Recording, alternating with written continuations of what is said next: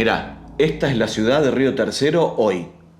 Barrio Serino, barrio Escuela, barrio Las Violetas, el predio de fábrica militar, el sector metalmecánico, el sector químico, y aquí lo que fue la planta de carga y explosivos. La planta de carga propiamente dicha, y en este sector estaban los depósitos de expedición y suministros pegados a barrio Las Violetas.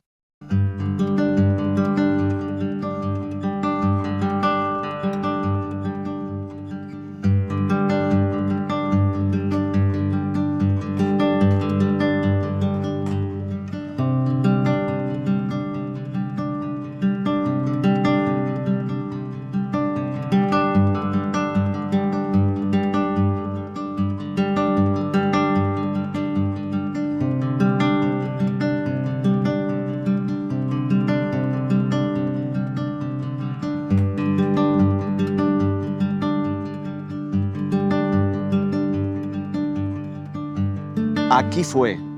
Estos eran los polvorines de la fábrica militar de Río Tercero. Acá empezaron las explosiones del 3 de noviembre de 1995.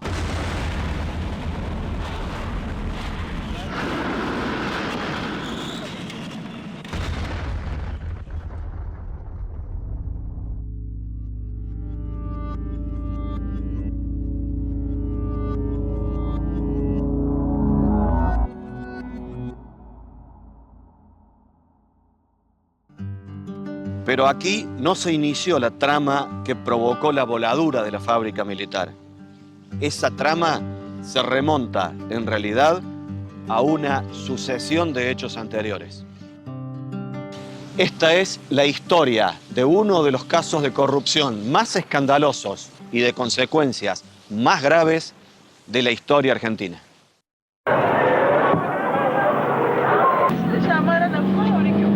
No, señora, no se puede.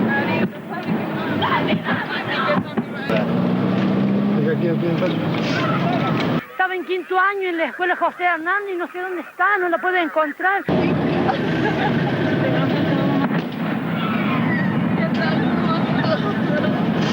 Tengo todo que me lo van a llevar. No, no le va a pasar nada, señora.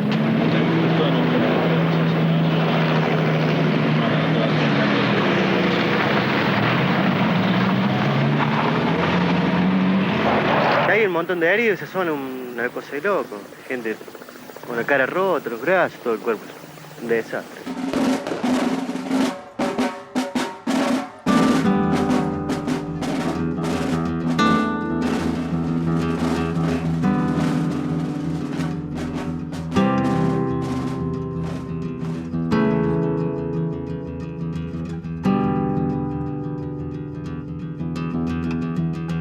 Queda claro que sin la venta ilegal de armas a Croacia y a Ecuador no hubiera habido 3 de noviembre. Sin esas maniobras de contrabando no hubiera habido tragedia en Río Tercero. A 3 décadas, a 11.000 días, hay varias certezas, pero asoman interrogantes que siguen abiertos, como heridas sin cerrar. ¿Hubo justicia? ¿Se esclarecieron los hechos tal como fueron? Se sabe el porqué, se comprobó hasta judicialmente el contexto del atentado, pero ¿se sabe cómo fue? Desde hace 30 años, Río Tercero espera respuestas completas. El eterno descanso de Aldo Aguirre, Oder Dalmazo, Laura Muñoz, Elena Rivas, Mario Solever, Romina Torres, José Andrés Varela, que el Señor los tenga en su gloria y a nosotros nos dé fuerza para seguir construyendo una sociedad más justa.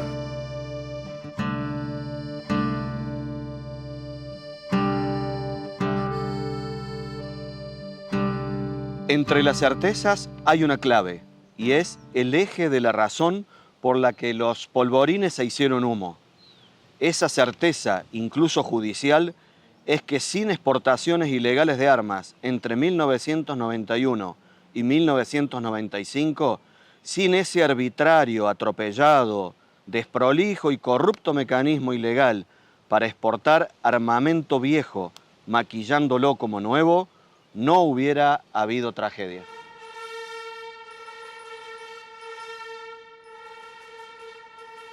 Si no se hubiera usado a esta fábrica militar como centro operativo de esas maniobras, no habría un 3 de noviembre para recordar.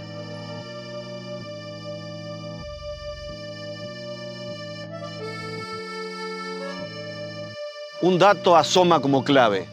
Nada importante se decidió en esta fábrica. Las decisiones venían de Buenos Aires.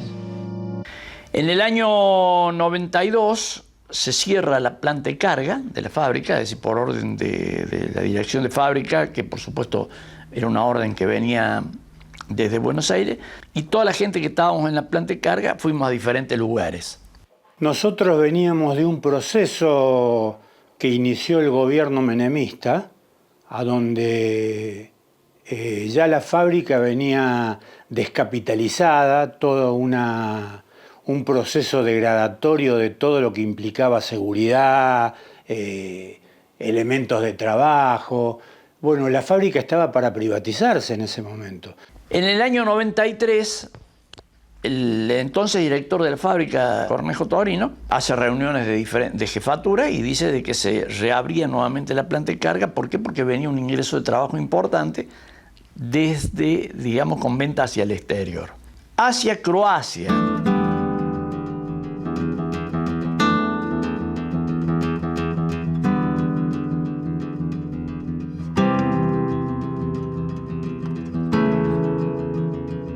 Se contó mucho sobre la crónica del hecho. Se escribió y habló sobre todo el proceso judicial, las idas y vueltas que tuvo la causa por las explosiones. En este caso, sin olvidar todo eso, buscamos una perspectiva que muestre la razón de fondo, que explique los antecedentes y el marco en el que ocurrió la insólita y cruel situación de una ciudad que se bombardeó a sí misma.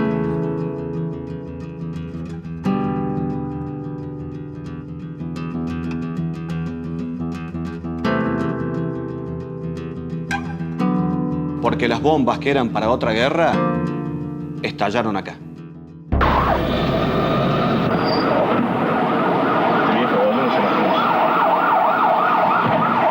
Dos granadas en el garaje de mi casa, unos agujeros así en el techo.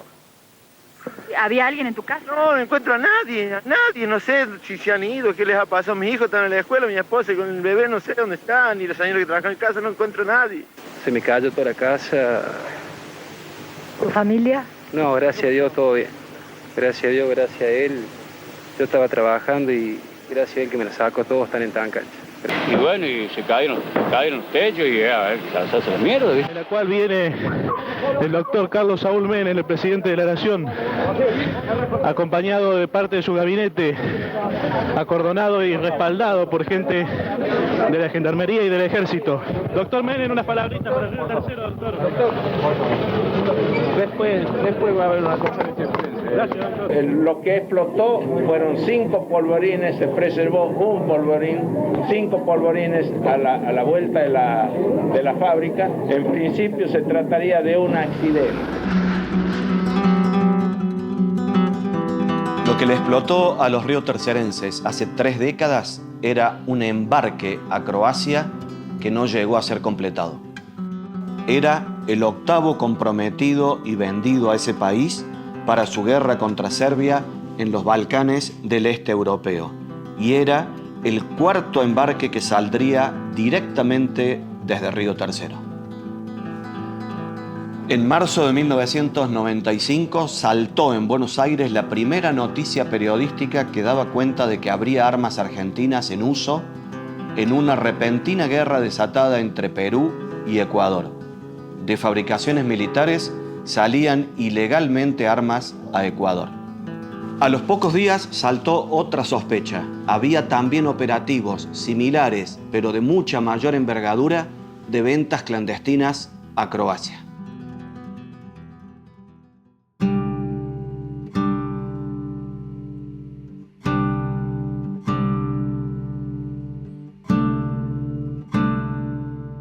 Con esas versiones, el abogado porteño Ricardo Moner Sanz presentaba la primera denuncia a la justicia para que se investigue la veracidad de esos rumores de contrabando de armas desde el Estado. Acá en Río Tercero hubo muertos. En mi país un gobierno violó normas internacionales. En mi país un gobierno prefabricó decretos al servicio de la mafia. Esto hay que decirlo de frente para no caer en la ingenuidad. Con esa sospecha ya plantada, el llamado Operativo Ejército Argentino para desviar armas de modo clandestino quedó paralizado, o al menos aletargado. Y Río Tercero entonces no puede exportar en el 95 esa cantidad de municiones que habían quedado aparcadas en Río Tercero, sobre todo munición 155. En la fábrica militar, de la que ya habían salido municiones de guerra, obuses y cañones embarcados para aquella guerra entre croatas y serbios, quedó una gran cantidad de otros proyectiles que se alistaban, se maquillaban y se recargaban para ese embarque que no fue. Eso explotó acá.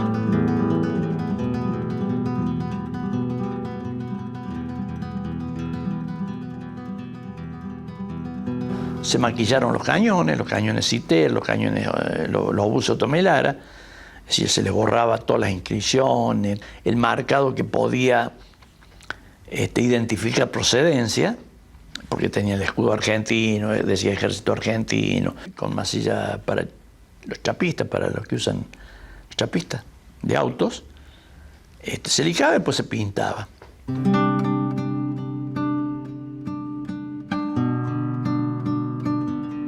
También había en fábrica militar remanentes de otras exportaciones muy anteriores por ventas a Irán en los primeros años de la década de 1980.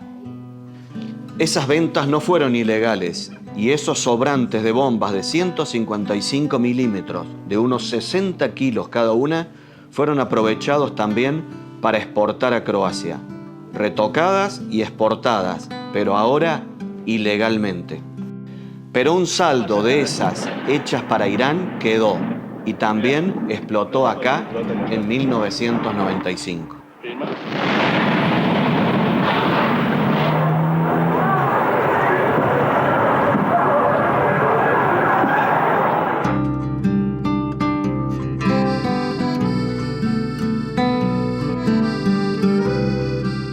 Es cierto, era una fábrica militar que desde siempre fabricó armamentos. La ciudad tenía que saberlo. Lo que no sabía era de maniobras ilegales y negociados para vender como nuevo lo que era viejo, para retirar municiones del ejército y contrabandearlas. Lo que la gente no sabía es que eso se amontonaba en esos días en simples galpones de chapa sin protección a apenas 50 metros de barrios poblados que lo ignoraban.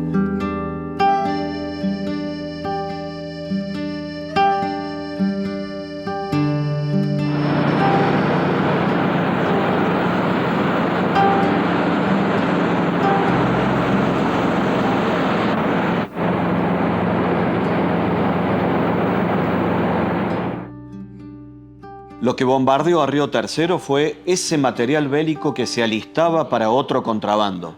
Eso se volvió contra la ciudad.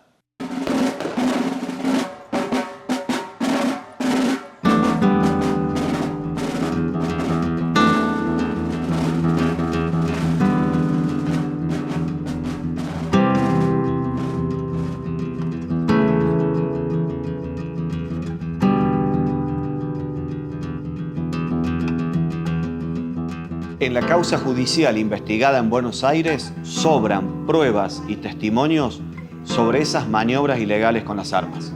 Si bien es cierto, no se hace de gobierno a gobierno, sino se hace triangulando, utilizando las mafias que mueven, digamos, la compra y venta de armamento a nivel internacional, de entre ellos un ex coronel Palleros, que el tipo era el que armaba todas estas transacciones. De todas maneras se hacían triangulaciones, es decir, el gobierno argentino decía que se las vendía o a Panamá o a Venezuela, pero la realidad es que no iban ni a Panamá. Primero que Panamá no tenía ejército y Venezuela no necesitaba este tipo de armamento. Entonces, directamente iban a Croacia. Entre esos testimonios sobresalen los de muchos simples empleados civiles de Fábrica Militar Río Tercero a los que se mandaba a retirar material bélico de unidades del ejército en todo el país, para traerlos a Río Tercero, retocarlos, recargarlos y despacharlos luego a Croacia. En simples camiones civiles no militares, ocultando así el procedimiento, miles de proyectiles de guerra recorrían rutas y calles del país hasta Río Tercero.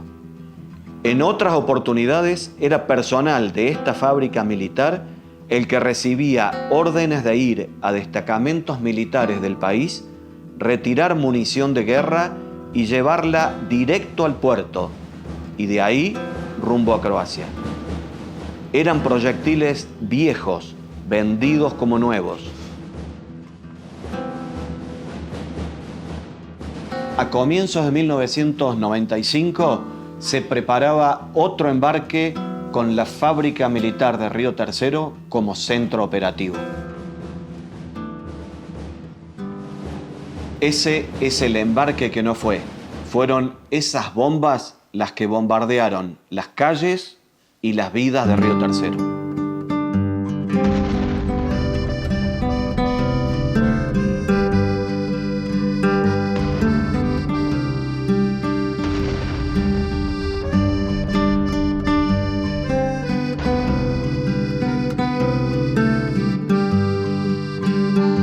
La causa judicial por la venta ilegal de armas llegó a juicio en Buenos Aires en 2013.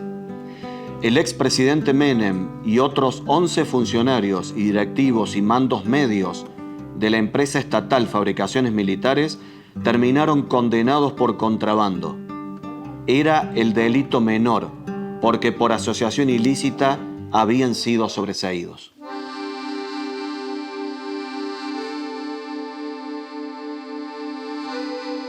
Fueron conocidos, y otra evidencia clave en el expediente judicial, los testimonios de 2 operarios de la fábrica riotercerense enviados a Croacia para poner a punto allá los cañones Sitter que se habían retocado en la fábrica local. Ambos contaron ante el juez los mismos detalles de ese viaje a Croacia. Quien se hizo cargo de los viáticos, según confirmaron, fue el traficante de armas Diego Palleros.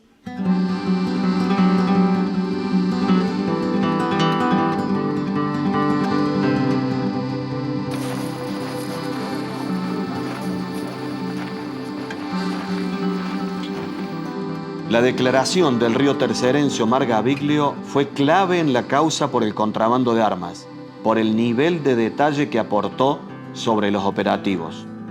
Pero también porque en Buenos Aires comenzó a vincularse ya más claramente esa causa judicial de las ventas ilegales con la de las explosiones de 1995 en Río Tercero. La munición estaba toda guardada a 10 cuadras del centro, para que nos demos una idea. Y eso nosotros lo pensábamos, el peligro que implicaba. Y mientras tanto, se recolectaban municiones de distintos arsenales de la fábrica, del ejército. Pacamos eran todos material vencido. Trabajábamos 2 turnos y ya empezaron a poner 3 turnos, 4 turnos para fabricar proyectiles. Y era dale y dale. Por eso llamaron a la gente que había de vacaciones. Salían en trenes de carga, porque bueno, la fábrica está toda circunvalada por vía de ferrocarril, eran operativos que iban con 8 o 10 vagones de ferrocarril a los comandos de arsenales a buscar munición que había en stock que tenía el ejército argentino. De camión con acoplador de chapa. Y venían adentro todos tiros sueltos, sin alveolos y cajón, sin nada. Un peligro. mujeres se venían golpeando las espoletas, dije yo, esto, cruzando ciudades con un material así, en el Coce Loco, y explotaba una de esas, explotaba todo el camión. Llegaba a la fábrica militar esa munición y en la planta de carga se la maquillaba, que esto implicaba cambiarle la fecha de vencimiento a la carga, porque tienen fecha de vencimiento, embalarlas como si fueran nuevas. Yo viajé a Punta Alta, a Bahía Blanca, a la prefectura, salió un tren acá con vagones, completo de proyectiles, no me voy a acordar cuántos vagones eran, pero sé que eran muchos, y bueno, allá en Punta Alta, en la prefectura, lo esperaba un barco, que lo cargaron, digamos, y bueno, después lo taparon con soja y el barco desapareció. Eso sí, yo sí soy testigo de eso. Y otro tema interesante es que acá en Río Tercero se centralizó toda la distribución de la munición y de todo. Este fue el lugar a donde se mandaba al puerto de Buenos Aires y se administraba, y acá partían los containers, que cientos de camiones. No, el tema es que los cañones iban a Croacia sabíamos nosotros porque los embalaron ahí en vagones. Ahí me hicieron el embalaje y de ahí se fueron. Los camiones fueron al puerto.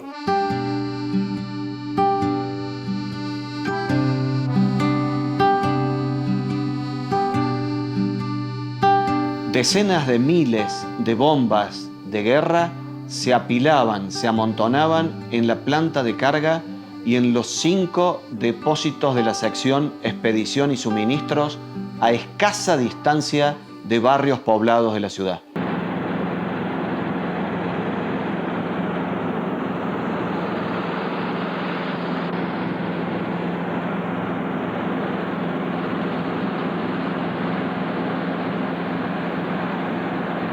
La sospecha de la relación entre la venta ilegal de armas y las explosiones en Río Tercero no comenzaron en realidad con ese juicio en Buenos Aires.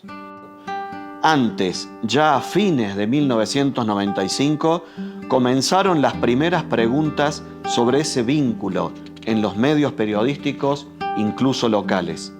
Comenzaron a aparecer datos y dudas sobre lo que se manipulaba o pasaba por la fábrica militar para vender a Croacia o a Ecuador.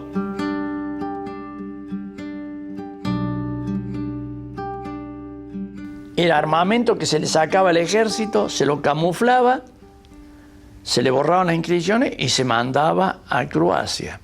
Había, digamos, un acuerdo tácito, pero no escrito, digamos, de que ese armamento se sacaba de las unidades militares para mandarlo hacia el exterior. Es decir, toda una componenda muy oscura que luego se aclara todo eso cuando se hace la investigación por el tráfico de armas. Una corrupción total. Se da a conocer todos estos problemas que vino con la exportación de armas, iba a generar que había 15.000 o 20.000 proyectiles que no existían, pero la documentación estaba. Entonces, ¿cómo tenían que hacer para que esto no se divulgara, que no se conociera? ¿Cuál fue la mejor idea? Hacer una explosión.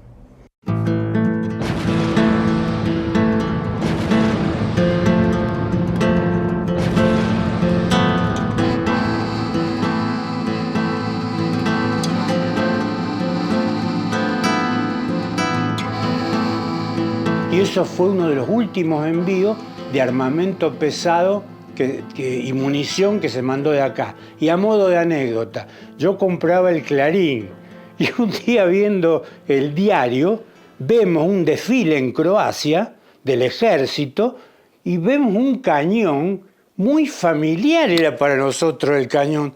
Eran los cañones nuestros de 155 milímetros de acá. A este nivel y a esta obscenidad llegaba la corrupción. Lo hicieron explotar, eso no explotaba nada. Lo hicieron para borrar todas las evidencias. En ese momento yo no sé para qué lo que era, no sé. Pero bueno, había mucho movimiento en todos lados, no solamente en plan de carga. Se veía un montón de cosas, medio raras, pero bueno. Sí, yo lo que veía también muchos nervios, digamos, muchos nervios en los jefes, eso sí. Era como si, viste, dale, porque esto tiene que salir. ¿Sabes la cantidad de proyectiles que había? yo te digo, no te imaginas.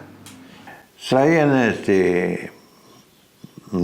munición en cajones que se estaban desarmando, porque los tenían en la intemperie. Era material que había quedado de las ventas ilegales, que había quedado, y en unos depósitos, es muy difícil cuantificar esto, en unos depósitos de ventas, que están en la parte del barrio atrás, ahí al lado del alambrado, había 80.000 proyectiles aproximadamente, cargados todos, sin la espoleta, que es lo que inicia, pero sí estaban todos guardados ahí, que era lo que solíamos pensar nosotros, había muchísima munición, que eso después empieza, no revientan, porque si revientan todo eso, no queda ni tan cacha, por ejemplo, pero sí volaban los proyectiles. Todos esos proyectiles se esparcieron por la ciudad. No es que no lo pensábamos porque estábamos en la fábrica militar. Pensábamos qué ocurrirá si algún día pasa algo acá adentro.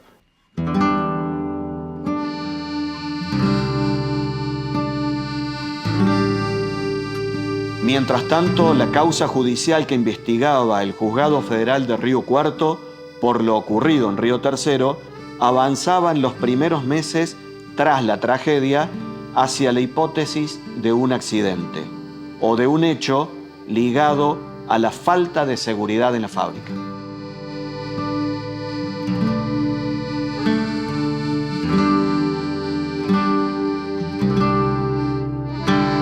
La causa de Río Tercero no es una causa autónoma o independiente. Esta es la conexión Río Tercero de la venta ilegal de armas.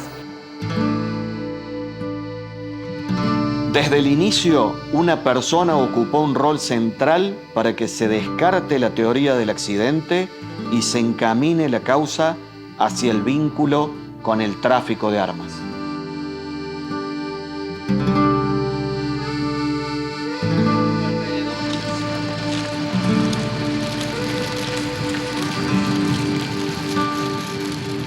Era mujer, era abogada, era la esposa de una de las 7 víctimas fatales de las explosiones. Era Ana Elba Gritti, que se transformó en la única querellante penal en la causa judicial.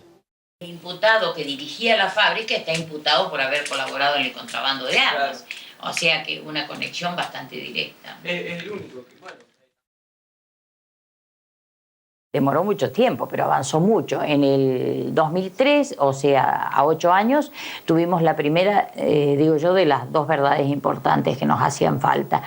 Que el hecho había sido intencional, preparado y programado por expertos. Bien, a partir de ahí lo que debíamos buscar eran los responsables ideológicos, los responsables materiales, los encubridores, los cómplices, los instigadores del hecho. La fábrica de Río Tercero fue el brazo ejecutor del que se valió todo el grupo que estuvo ligado al proyecto y a la venta de las armas, el brazo ejecutor del que se valió para cumplir efectivamente la misión que habían acordado y que habían programado.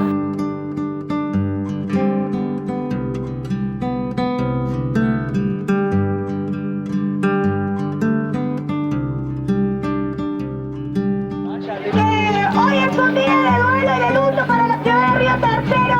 Claro. Y que esta movilización se caracteriza porque por primera vez acá rompimos el silencio.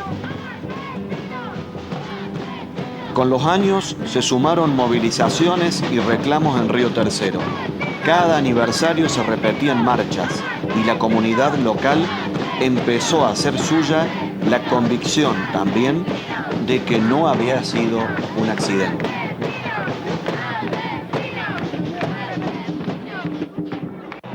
La idea del atentado, del hecho intencional, del sabotaje, del hecho provocado, se fue haciendo fuerte.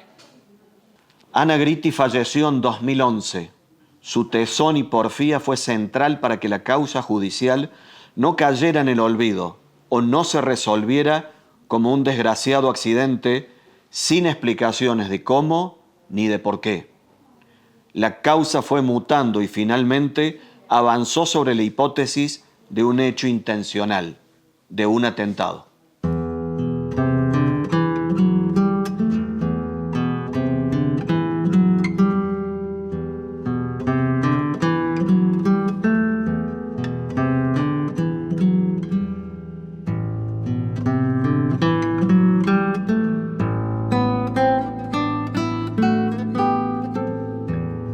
Recién a finales de 2014, 19 años después de la tragedia, hubo finalmente sentencia en el juicio oral desarrollado en los tribunales federales de Córdoba.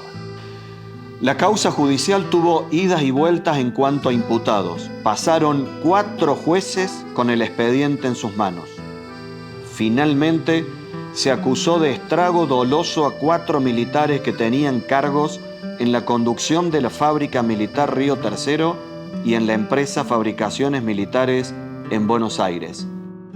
Condenar a Jorge Antonio Cornejo Torino, a Marcelo Diego Gato, a Carlos Jorge Franqui, a Edberto González de la Vega como autor mediato penalmente responsable del delito de estrago doloso agravado por muerte de personas e imponerle en tal carácter para su tratamiento penitenciario la pena de 13 años de prisión.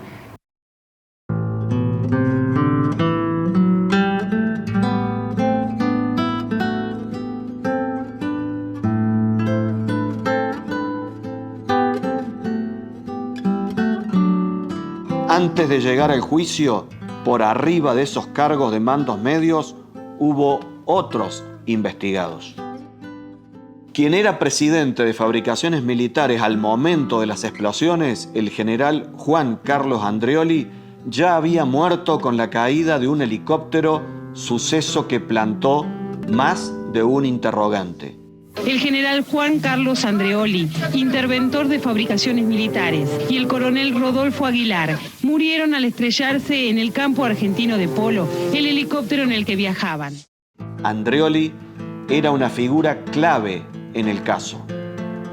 La justicia federal cordobesa había ya sobreseído al entonces jefe del ejército, el general Martín Balsa, y el expresidente Carlos Menem fue pasando de sobreseimientos a faltas de mérito, pero siempre zafando de ese juicio que llegó en 2014. El gobernador, el presidente le están diciendo el informe que han recibido. Se trata de un accidente y no de un atentado. Ustedes tienen la obligación de difundir esta palabra. Gracias. No entrar a dudar sobre lo que estamos diciendo. Que los medios de difusión de nuestra provincia y de nuestro país descarten totalmente la posibilidad de que esto se trate de un atentado. Esto ha sido un lamentable accidente y hay que entenderlo de esta manera. El juicio terminó con las 4 condenas. El tribunal consideró que fue un hecho intencional, programado y organizado desde el Estado. Esa sentencia fue ratificada luego por la Cámara Nacional de Casación Penal y por la Corte Suprema de Justicia.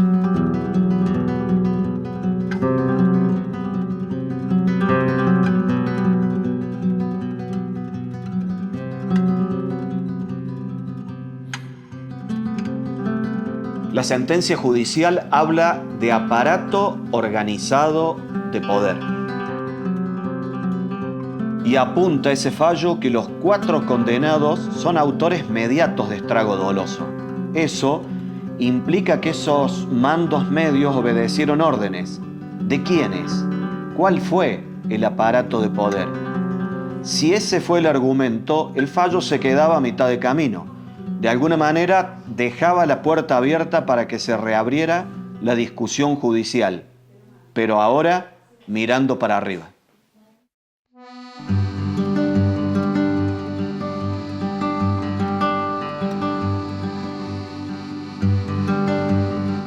La justicia concluyó que fue un atentado, un hecho intencional, pero no pudo demostrar cómo fue la mecánica, cómo ocurrió.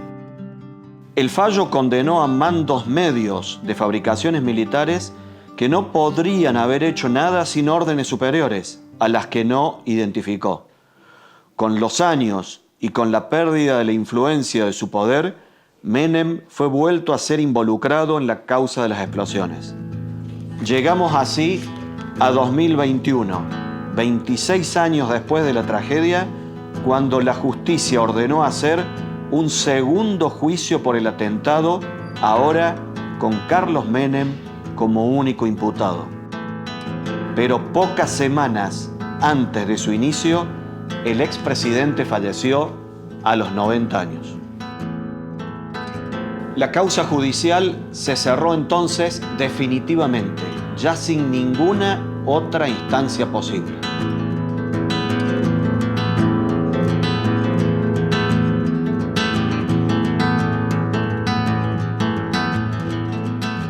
Pasaron 30 años del atentado. El 40% de la población de Río Tercero no había nacido cuando la tragedia ocurrió. Obviamente que la relación con el hecho es distinta para los menores de 30, 40 años que para los mayores que la vivieron, que la atravesaron. Si en Río Tercero decimos 3 de noviembre, ¿a qué idea remite? Recuerdo cómo me desperté esa mañana. ¿Fue la explosión de la fábrica militar? No, la verdad que no, che. No me suena para nada. A las explosiones de Río Tercero. Recuerdos tristes. Para mí, un día más no lo relaciono con nada, en realidad. No. A las explosiones, digamos, por lo que me contaron la familia. Y nunca me voy a olvidar porque recuerdo que digo, a mi vieja le explotó la garrafa de gas y nunca habíamos tenido gas. Al principio pensábamos que había reventado una garrafa, cuando viene una señora de los gritos llorando que era la fábrica que había explotado. Ahí va, ya me acuerdo, sí. A ella me doy cuenta que por las explosiones, me doy cuenta que... pero no tenía presente la fecha. Y recuerdo que mi viejo entró en contramano con un R2 y me dice, explotan los polvorines, vámonos a la mierda, así en criollo. Y ahí cargamos todas las cosas, dejamos la casa abierta, todo y... Toda la angustia que tenía, porque tenía a mis hijos en la escuela de Barrio Escuela, en el Zapiola, y cómo se salvaron. Uno de mis hijos tuvo una esquirla en la rodilla, y cómo se salvaron y cómo vivimos dramáticamente ese día. Salimos disparados corriendo sin rumbo, con un chico tenía 3 años en ese tiempo. Caminando como pudimos hasta al tiro federal, y de ahí nos llevaron a Villa Casudi. Montón de autos, toda gente que iba huyendo. Tuvimos que pasar a buscar a mi hermana que estaba en la escuela, que por ejemplo estábamos atrás de un auto y a los bocinazos y el auto estaba parado. Se había bajado el tipo y se había ido corriendo y lo dejó el auto en la mitad de la calle. Cosas así, ¿viste? Y bueno, en realidad, y ver obviamente el hongo y el desastre que fue eso. Digamos, dicen que fue un momento muy feo, digamos, tuvieron que salir corriendo, todas esas cosas. Y no sabíamos para dónde correr, porque volaba para todos lados donde vos veías era grito y llanto. Sí, de la gente corriendo, del humo, los bomberos.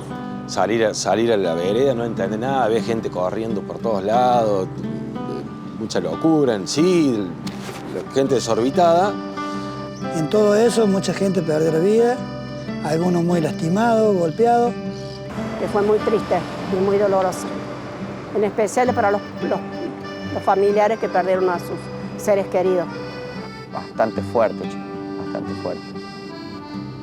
No hay personas de más de 40 años en la ciudad que no recuerde con precisión qué estaba haciendo aquel 3 de noviembre de 1995 a las 9 de la mañana.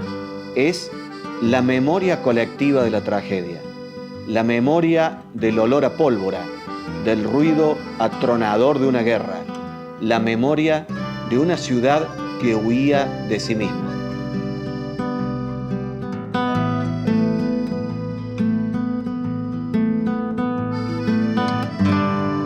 Aun si alguien tuviera dudas de si pudo ser intencional o accidental el inicio, está claro que sin el enorme operativo ilegal de ventas de armamentos del ejército al exterior de esos años, no habría habido tragedia.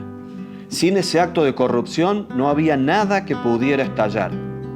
La planta de carga de explosivos de fábrica militar había sido cerrada por inactividad y reabierta en 1992, precisamente por la oportunidad de ese negocio que en realidad fue un negociado. Es imposible que no haya sido un atentado, porque el trotil no explota.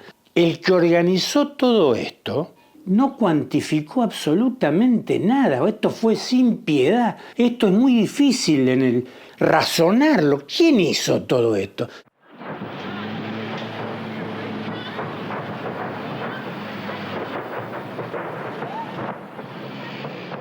Queda la convicción, queda la certeza, quizás como lección y para todo el país, que la corrupción mata.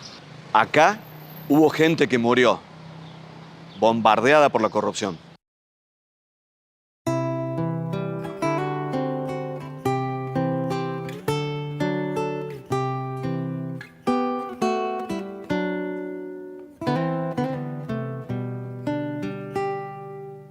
Una historia que explotó en fuego con la vida y la muerte, disputándose ganar. Hoy la gente sigue sus trayectos y en las calles siguen vientos con aires de impunidad. Y aún tengo la vida, y aún tengo la vida, y aún tengo la vida y la memoria clavada en mis retinas.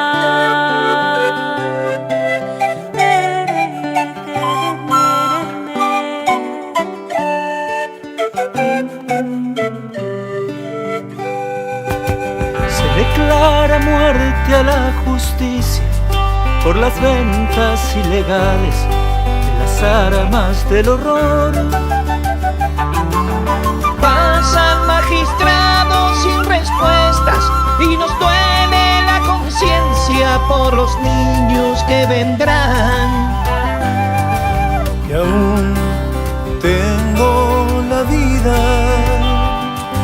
y aún tengo la vida. Tengo la vida y la memoria clavada en mis retinas.